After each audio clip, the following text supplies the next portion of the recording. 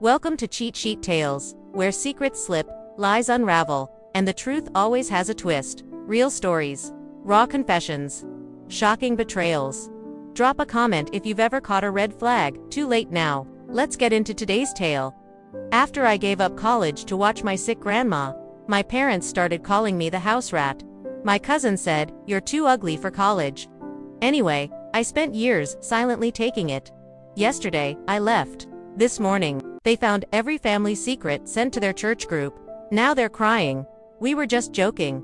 I'm Lila, and I gave up college to take care of my dying grandmother. My parents said I was too soft for the real world. Then they started calling me the house rat. My cousin told me I was too ugly for college. Anyway, I spent 6 years cleaning their floors, swallowing their insults, and managing my grandmother's illness while they lived their lives. Yesterday, I finally left. This morning, they woke up to every dirty secret they ever tried to hide, sent straight to their church group, employers, and neighbors. Now they're begging me to come back. They say it was all just a joke. But I'm done being their joke. I was born and raised in Spokane, Washington, and up until yesterday, I lived in a house I now believe I should have escaped from years ago. My family is the kind of people who care more about appearances than the truth. We lived in a faded blue 2-story house near 29th Avenue, in a neighborhood where everyone pretends to be decent, God-fearing, and close-knit, but behind the closed doors of that house, there was no warmth, just obligation and cruelty disguised as jokes. When I was 19, I got accepted into the University of Washington. Environmental science has always been my passion. I'd spent my teenage years volunteering for river cleanups, collecting aluminum cans, and watching documentaries while other kids went to parties. I wasn't popular, but I had something I loved. And when the acceptance email came through, I remember screaming into my pillow with joy. I even printed the email and showed it to my grandma, who had raised me more than either of my parents ever did. But 3 days later, Grandma collapsed. While tending to the backyard roses, she was diagnosed with Parkinson's. And just like that, everything shifted. My parents, Doreen and Wade, immediately looked at me like I was the obvious choice. They never even discussed it. "You're not going to Seattle, right?" My mom asked, like it was rhetorical. "You'd never survive out there, not with that soft head of yours." "I mean," Dad said, while sipping from his Coors Light, "you're here anyway. May as well make yourself useful." I don't know why I didn't fight it harder. Maybe because I was afraid. Maybe because I felt guilty leaving Grandma behind. Maybe because they'd spent my whole life grooming me to think I owed them everything. So I deferred college for 1 semester, then another. Then I stopped reapplying altogether. I became Grandma's full-time caregiver. I did everything: bathed her, dressed her, prepared her meals, monitored her medication schedule, even helped her to the bathroom in the middle of the night. Doreen and Wade didn't lift a finger. They used to tell people that we take care of Grandma full-time. No, I did. They'd go to barbecues and church socials while I changed adult diapers and read medical forums about Parkinson's side effects. And over time, they started referring to me as the house rat. It started as a one-time joke. My dad walked into the kitchen while I was scrubbing the floor on my hands and knees and said, "Look at her, scurrying around. Our little house rat." Mom laughed. I remember freezing soap, water on my arms and looking up, trying to tell myself they didn't mean it that way, but they did. From then on, it became my name. "Hey house rat, bring me some tea.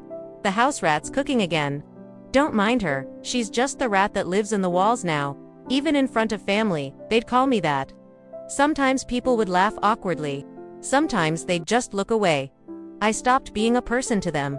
I was an appliance. Then Sierra, my cousin, came into the picture. Sierra was the kind of person who wore expensive perfume even when she was staying at our house.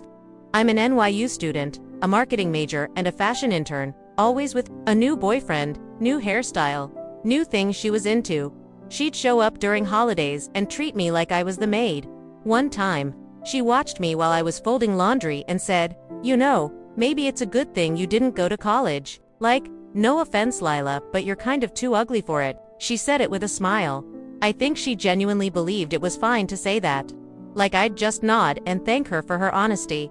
I said nothing, just folded another towel. That was my role: silent, obedient, the emotional sponge of the house.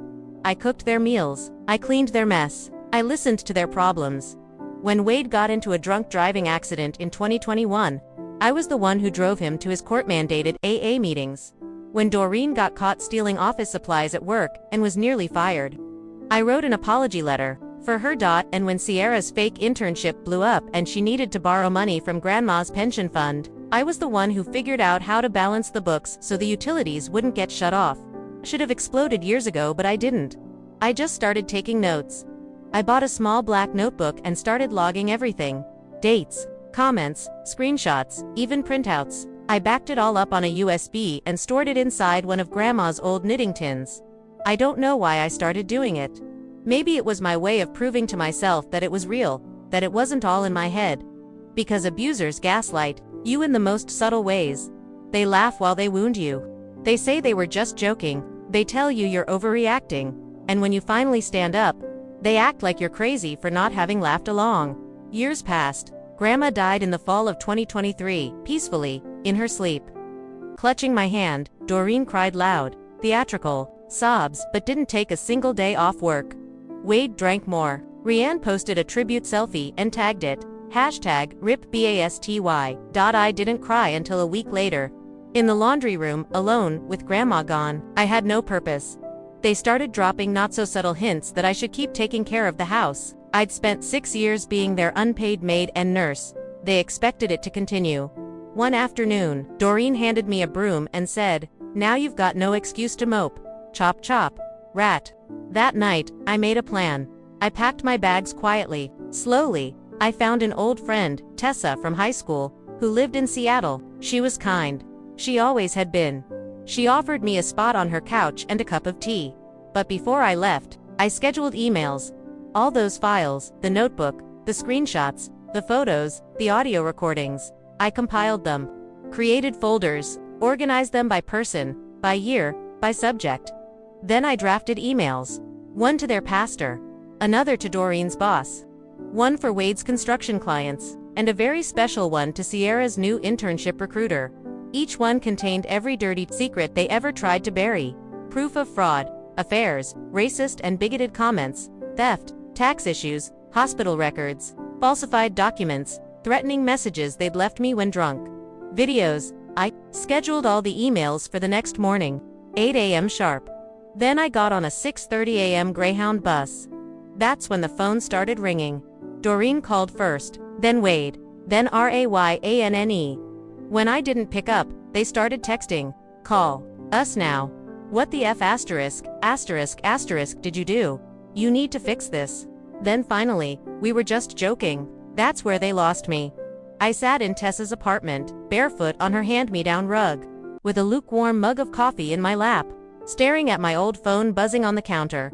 I didn't even feel nervous. That surprised me. I thought I'd be shaking, or maybe even crying. But there was just a strange quietness in my chest, like when a tornado finally passes and you realize you're still standing. Tessa came in from her bedroom, half awake, her toddler son slumped over her shoulder. She rubbed her eyes and nodded toward my phone. "That it?" "Yep," I said. She sat down beside me. "You good?" I nodded, then stared ahead. "I think so." By noon, the voicemails turned from fury to pleading. Sierra left one that made me laugh out loud. "Lila, I don't know what you think you're doing, but this is slander. It's also cruel. Okay, I'm not perfect, but no one deserves this. You're ruining people's lives over what? A few jokes. ORYANNE. Then Doreen called again, this time sobbing in a way that almost sounded real. "Honey, please, call me. We didn't know it was hurting you. We thought you knew we were playing around. We didn't mean anything by it. It was just a nickname." I had to walk out onto Margot's balcony after that. The breeze smelled like wet pavement and lilac. I hadn't had my own silence in years. I stood there with my arms crossed, feeling it all rush in, the quiet, the freedom, the fact that I didn't owe anyone an explanation anymore. Later that afternoon, I opened my laptop. My inbox was flooded. Some people from their church, people who remembered Grandma and always wondered why she never came to group events, now realizing she was basically confined to a single bedroom for the last years of her life. A woman named Mrs. Halverson, one of the longest-standing members of their church, wrote me a direct email. "Lila, I always had a feeling something was wrong. Your grandmother was a lovely woman. Thank you for telling the truth. People are rattled, but maybe it's time some of them are. It made me cry. I cried harder when I saw an email from Darina's boss. She'd been placed on indefinite leave, pending internal review. Apparently, the screenshots I'd included of her making inappropriate jokes about patients in the office break room were enough to make the HR department open a full investigation. Wade wasn't doing any better. His biggest client, a local housing contractor, emailed him a notice that his job was on hold. Until further notice, after being shown photos of him passed out in a truck with empty beer cans and police dashcam footage from his DUI incident. Sierra, meanwhile, had been dropped from her unpaid internship for professionalism concerns. Someone in HR forwarded her an email from a burner account, my burner account, with attachments of her fake resume and credit card charge logs showing thousands pulled from grandma's account, labeled as textbooks and housing, even though she never lived outside her college dorm. I didn't hear her voice again after that, but the calls kept coming. Now from numbers I didn't recognize, some from Spokane, some from Seattle mutuals, family friends, church members, all of them, acting like they didn't know anything had been going on. A few were genuinely kind. One woman named Terry, who used to babysit me when I was little, sent me a Facebook message. I know you probably don't want to hear from anyone, but I just want to say that I believe you. And I'm sorry. I'm so sorry no one saw what they were doing to you. I responded to her. She was the first person I'd responded to from that world. That night, Tessa made spaghetti. I ate 2 bowls. We stayed up watching some dumb baking competition on Netflix. I didn't talk much, but she didn't press. She just handed me a soft blanket and sat beside me like we were teenagers again. You know, she said, finally, I always wondered why you never left. I looked over at her. Me too. That night, I slept for 10 straight hours. No one called me the house rat. No one asked for food. No one coughed and needed medicine. No one asked why the laundry wasn't done. Just quiet. The next day, I went to Seattle Central College to sit in on a campus tour. It wasn't a prestigious university, but they had a solid environmental science program and decent transfer options. I kept to the back of the group, mostly just listening. A woman in her 50s stood beside me at one point and said, "You starting over too?" I nodded. She smiled. "Good for you." For once, it didn't feel like pity, just recognition. On my way back to Margot's, I stopped at a coffee shop near Capitol Hill and bought a notebook. Not a black one this time. This one was yellow and soft, covered with thick paper. I wrote my name inside. Just my name, no one else's. When I got home, I plugged in my phone again, part of me morbidly curious if the calls had stopped. They hadn't. Wade had left a new voicemail. "All right. Enough's enough. You made your point. You want to come back, we can talk. But this childish ** ends now. You hear me? ***, I deleted it. Then I got a text from an unknown number. "You didn't have to do this, Lila. This family was all you had. No name attached." But I could guess probably someone who wanted everything swept under the rug again. I didn't respond. Instead, I walked into Tessa's kitchen, pulled a bottle of ginger ale from the fridge, and sat on the floor with her kid, showing him how to build towers out of cereal boxes. It sounds ridiculous, but I couldn't remember the last time someone handed me something without expecting me to fix or clean something in return. Margot walked in and saw me sitting there and said, "So what's next?" I looked up at her, and I said, "I don't know. But whatever it is, it's mine." The next Sunday, I got a text from an old neighbor, Irene Morgan. Sweet but nosy, lived 3 houses down from us for nearly 20 years. She was the type who'd walk her dog 3 times a day just to check on everyone's lawn and know who was coming and going. Her message simply read, "Marla, you weren't exaggerating. Church was a mess this morning." Doreen tried to do the opening reading like nothing happened. The pastor didn't even make eye contact with her. Sierra left crying halfway through the service. "I just wanted you to know, people are finally seeing what you went through." For some reason, that hit harder than I expected. Not the gossip or the spectacle, but the fact that someone finally believed me without 1,000 pages of proof. For so long, I'd been trapped in a house where everything was reversed. Cruelty was normal. Denial was safe. And the moment I spoke up, even silently, it was considered betrayal. Now someone who'd watched from a distance all those years was telling me, "You weren't invisible. We just didn't see it clearly before." Later, that day, Tessa and I walked around Lake Union. It was a sunny, crisp kind of afternoon. There were families out, Couples riding tandem bikes, people walking dogs in jackets that cost more than my entire wardrobe. It felt like another universe. "You're really settling in," Tessa said as we sat on a bench eating teriyaki chicken from styrofoam containers. I nodded. "I still don't feel like I deserve it." She didn't say anything for a while. Then she looked at me. "Lila, you were drowning. And they kept handing you anchors." I blinked. My throat went tight. "Now you're finally swimming," she said. The fallout from the email bomb kept unraveling. A week later, Sierra posted a long self-serving essay on Instagram, pretending to take accountability while never actually saying what for. She referred to her actions as growing pains and hinted that someone with a grudge had tried to ruin her career. Comments were split. Some sympathized, others weren't so kind.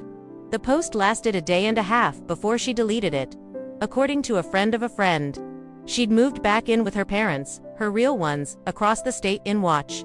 Word was her internship prospects were dead for the next year, at least. Doreen, meanwhile, had taken a personal leave from the dental clinic. A local moms group on Facebook shared some screenshots from the email I'd sent. They weren't even the worst ones, just enough to show her mocking patients behind their backs and stealing samples from the office to resell online. The comment thread was brutal. Wade had it worse in a different way. His construction jobs dried up fast. Apparently, some of the contractors he worked with were church members or friends of friends, and no one wanted to be associated with the kind of man who let his daughter clean bedpans while calling her a rodent for 6 years. I'd never felt joy reading those updates. Not exactly, but I did feel relief. Like the weight of being their secret keeper was finally off my back, and I started making small steps forward. I met with an admissions advisor at Seattle Central. Told her my situation, honestly, well, most of it. I didn't use words like abuse or trauma. Just said I'd spent the last several years caregiving and now wanted to finish what I'd started. She looked me in the eyes and said, "You're not too late." I think I needed to hear that more than anything. Around this time, I finally bought my own phone. I tossed the old one into a donation bin and signed up for a new plan. New number, new everything. It felt like shedding a layer of skin. The first person I texted from it was Tessa. The second was a professor whose lecture I'd sat in on. A woman in her 60s named Dr. Navarro, who specialized in urban sustainability. She'd spoken with so much passion about environmental justice and how city planning could shape the next 50 years. Emailed her afterward and asked if I could sit in again.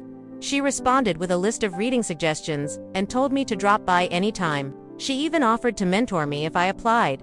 That night, I walked to the corner store and bought myself a slice of carrot cake and a small bottle of sparkling cider.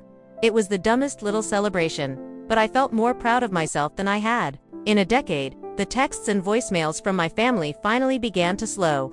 After a few weeks, Doreen sent a final message. "We're willing to talk, but only if you're going to be respectful and stop embarrassing us." I didn't respond. They still didn't get it. Maybe they never would.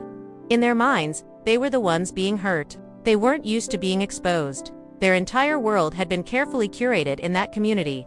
Church potlucks, holiday cards, gossip at the nail salon. The image of a tight-knit, God-fearing family who gave everything to care for their elderly matriarch.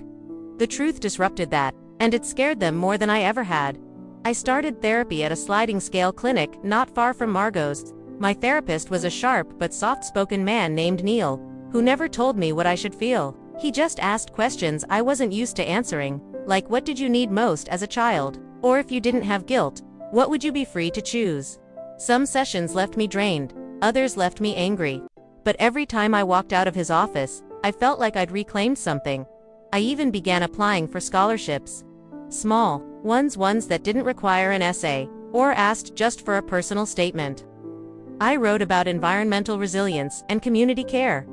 I didn't talk about my past.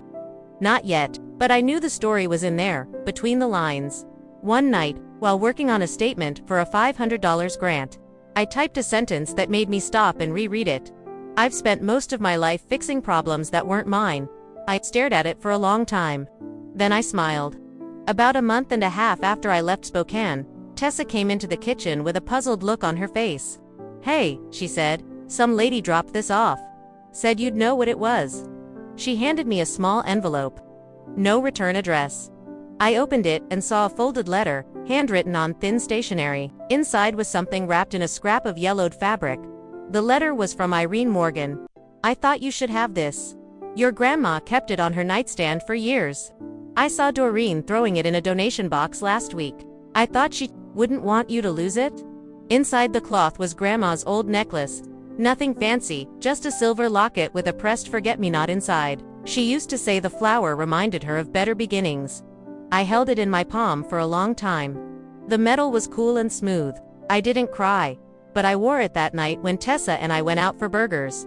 She didn't comment, just noticed. It nodded and handed me a curly fry. We sat on the curb outside the restaurant, watching the city lights flicker on like a slow wave. Somewhere behind me, the world I escaped was still licking its wounds, but I wasn't looking back anymore. A few weeks after receiving Grandma's locket, I found myself standing at the base of the university steps, in a blazer I borrowed from Margot, and a pair of slacks that actually fit. I had a binder tucked under one arm, and a reusable water bottle clutched in the other. I was going to give a presentation, my first in 6 years. Dr. Navarro had asked me to speak briefly in one of her community-focused sustainability seminars. It wasn't a huge crowd, maybe 30 students and 2 guest speakers, but I'd prepared obsessively for it.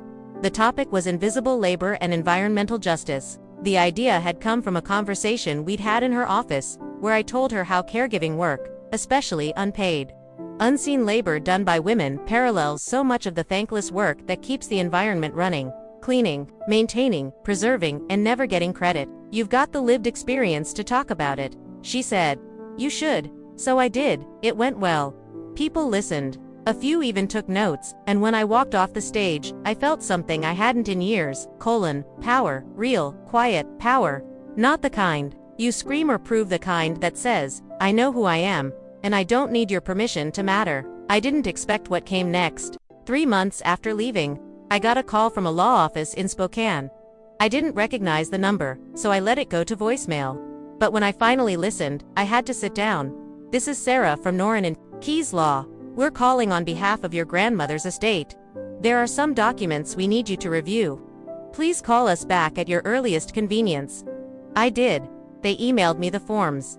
Turns out Grandma had written a will, an updated one, 2 years before she passed. Quietly, privately, without Doreen's knowledge, and she left everything to me: the house, her modest savings, even her old Buick parked under a tarp in the backyard. She'd added a stipulation that Doreen and Wade were to be given no access, possession, or occupancy of her property or assets under any condition. It was witnessed and notarized. I stared at the PDF and felt the air leave my lungs. She'd known, all those nights, all that silence. She'd known what they were doing to me, and this was her final word. I flew back to Spokane for the legal process. Just for a day. Quietly. I didn't tell them I was coming, but I did go to the house. It was worse than I remembered: neglected, musty, the yard overgrown. They'd moved out weeks ago, after the fallout. Sierra had returned to watch. Wade was working odd jobs outside the city. Doreen, I later heard, had tried to sue the dental clinic for wrongful termination, and lost. I changed the locks. I walked through every room with a trash bag in one hand and my phone in the other, taking photos of the damage. The walls were yellowed with smoke. The carpets were matted with stains. But when I stepped into Grandma's room, it was still and quiet, and sunlit. I opened her old nightstand. Inside was a note I hadn't seen before, folded and tucked beneath a box of tissues. "If you ever read this, Leela, it means you made it out. And I am so proud of you. I'm sorry I couldn't protect you from them. But I saw you every day.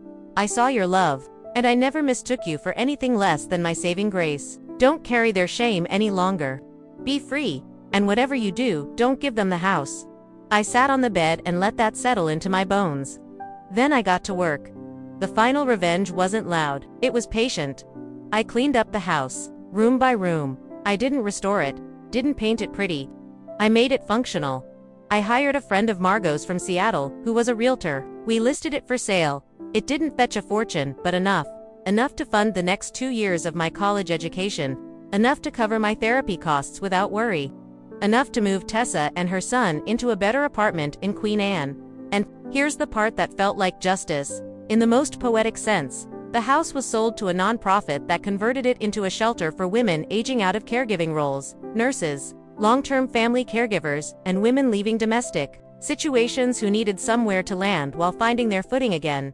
I sent the paperwork to Doreen's church. No words. Just a screenshot of the shelter's welcome brochure with a caption, "The house rat turned it into a home for people who deserve one." Doreen tried to call. So did Wade. Voicemails, emails, messages through mutual acquaintances. I didn't respond. Not out of spite, out of peace. Because I finally didn't have anything left to prove. They couldn't take anything from me anymore. Not my time. Not my sanity. Not my story. And certainly not Grandma's house. A few weeks later, I spoke at the shelter's opening. Just a few words. I told them how the house had been filled with pain, but that now it would be filled with possibility. And then I told them something I'd written in my yellow notebook. Sometimes revenge is just the full truth. Delivered without apology. People clapped. Some cried. A woman hugged me after and said, "You did something good, honey, something righteous." I smiled, because I had. Now I sit in the student union at school, with my laptop open and a grant application halfway done. I have no idea where I'll be in 5 years. But for once, I know the road ahead is mine to walk. I'm not the house rat, I'm Leela, the one who got out and burned the cage behind.